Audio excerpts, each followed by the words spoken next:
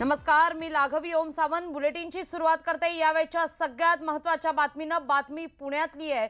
जुन्नरमध्ये पुणे ग्रामीण पोलिसांच्या कारवाई अंतर्गत मोठा शस्त्रसाठा जप्त करण्यात आलाय। राजाराम अभंग नामक व्यक्तीच्या घरातून हा शस्त्रसाठा जप्त केलाय। यामध्ये इलेक्ट्रिक गन, पाईप यासारखं साहित्य आहे। पाईप बॉम्बचा सुद्धा वापर या ठिकाणी होत होता। पाईप बॉम्ब तयार करण्याचं साहित्य सापडलेलं आहे। त्याखेरीज तलवार, कोयता, भाले, डिटोनेटर्स, गन पावडर आणि स्फोटकांच्या साठ्याचा समावेश आहे। राजाराम अभंग या व्यक्तीची गुन्हेगारीची पार्श्वभूमी असून ग्रामीण पोलिसांनी त्याला ताब्यात घेतलंय।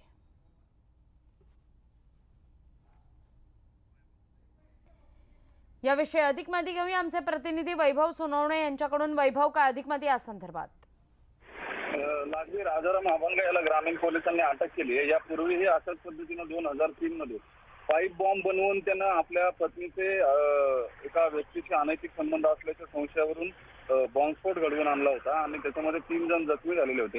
या सगळ्या प्रकरणामध्ये अभंग याला 3 वर्षाची शिक्षा जी आहे ती येरवडा कारागृहामध्ये तो भोगून बाहेर आलेला होता आणि ग्रामीण पोलिसांनी निवडणुकीच्या पार्श्वभूमीवरती स्फोटकांच्या संदर्भामध्ये चौकशी जी आहे ती सुरू ठेवलेली होती आणि रेकॉर्डवरच्या गुन्हेगारांना तपासण्याचं काम त्यांच्याकडून केलं जात होतं। पोलिसांना जी माहिती मिळाली त्यानुसार या राजाराम अभंग यांनी पुन्हा बॉम्ब बनवण्याचं साहित्य जे आहे ते गोळा केलंय अशी माहिती पोलिसांना मिळालेली होती। त्याच्यानंतर ग्रामीण पोलिसांनी त्याच्या घरी छापा मारून त्याला अटक केली आणि त्याच्याकडनं स्फोटक बनवण्यासाठी जे सामान लागतं त्याच्यामध्ये डिटोनेटर आहे, काही पाईप बॉम्बचे स्ट्रक्चर्स आहेत आणि बॉल बेरिंग सारख्या वस्तू आहेत त्या जप्त केलेल्या आहेत। एक तलवार, भाले आणि कुऱ्हाड सुद्धा जप्त केली आहे। मुळात हा अभंग हा गुन्हेगारी पार्श्वभूमीचा आणि एकटा राहतो।